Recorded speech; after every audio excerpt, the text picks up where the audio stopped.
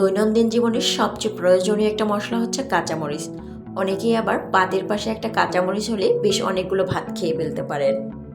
আজকে কাঁচামরিচ দিয়ে এতটাই ফ্লেভারফুল একটা আচার রেসিপি শেয়ার করব, যেটা শুধু খিচুড়ি দিয়ে নয়, ভাত পোলাওয়ের সাথেও অনায়াসে পরিবেশন করতে পারবেন। ইজি প্রসেসে একদম শর্ট টাইমে এই আচার রেসিপিটি তৈরি করে নেওয়া যাবে। একটা বলে হাফ টেবিল চামচ করে লাল মরিচ এবং হলুদ গুঁড়ো নিয়েছে, 1 টেবিল চামচ নিয়েছে লবণ এবং ধনে গুঁড়া, 1 টেবিল চামচ নিয়েছে আদা এবং রসুন বাটা। এখানে আমি সাদা সিরকা নিয়েছি, কারণ সিরকা কিন্তু আচারকে প্রিজার্ভ করতে সাহায্য করে একটা লং ডেজ পর্যন্ত। এখন সবগুলো ইনগ্রেডিয়েন্টসকে খুব ভালো করে মিশিয়ে নিয়ে একটা সাইডে রেখে দিচ্ছি।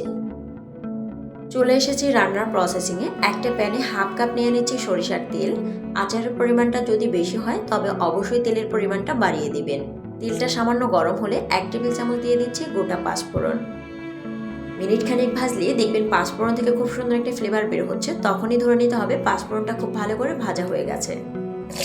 হাফ কাপ নিয়েছি রসুনের কোয়া। এভাবে আস্ত রসুনের কোয়া দেওয়ার কারণে কিন্তু আচারটা দেখতে বেশ ভালো লাগে, ফ্লেভারটাও জাস্ট ওয়াও, এবং খেতেও বেশ ভালো লাগে। প্রায় 2 মিনিট মতন রসুনটাকে মিডিয়াম আঁচে ভেজে নিয়েছি। এরপর গুলে রাখা মশলাগুলোকে দিয়ে দিলাম। তেলের সাথে এই মশলাগুলোকে ততক্ষণ পর্যন্ত ভুনে নেব যতক্ষণ পর্যন্ত মশলা থেকে কাঁচা স্মেলটা দূর না হচ্ছে। মশলাটা খুব ভালো করে ভুনা হয়ে গেছে।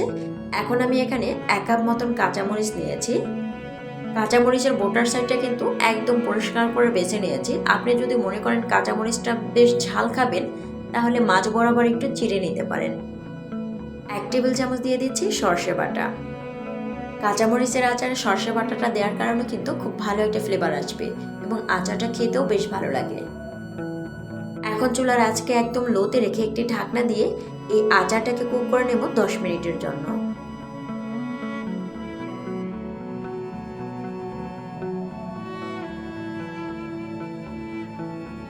স্বাদ মতো চিনি দিয়ে নিচ্ছি। যেহেতু আমার মরিচ থেকে কোনো ধরনের ঝাল বের হবে না, এজন্য এখানে আমি চিনির পরিমাণটা কম রেখেছি।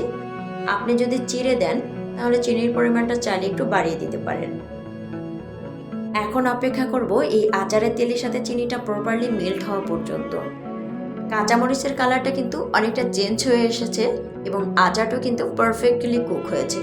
এখন গ্যাসের ফ্লেমকে অফ করে দিয়ে এই আচারটাকে ঠান্ডা হওয়া পর্যন্ত অপেক্ষা করছি। ঠান্ডা হওয়ার পরে একটি এয়ারটাইট বক্সে রেখে এই আচারটাকে সংরক্ষণ করা যাবে 1 বছর পর্যন্ত। কোনো ধরনের ফ্রিজের ঝামেলা নেই। মাঝে মাঝে একটু রোদে দেওয়ার চেষ্টা করবেন, এতে করে আচারটা বেশ ভালো থাকে। এই সুন্দর রেসিপিটি কিন্তু বাসায় একবার ট্রাই করার অনুরোধ করছি। এরকম সুন্দর, সহজ এবং সুস্বাদু রেসিপি পেতে দিলশাহারা ওয়ার্ল্ডের সাথেই থাকুন। ভিডিওটি ভালো লাগলে অবশ্যই একটি লাইক করবেন এবং চ্যানেলটিতে সাবস্ক্রাইব করে পাশে থাকার আমন্ত্রণ করছি। আবারও দেখা হবে নতুন কোনো এপিসোড নিয়ে। ততক্ষণ পর্যন্ত ভালো থাকবেন, সুস্থ থাকবেন। আল্লাহ হাফেজ।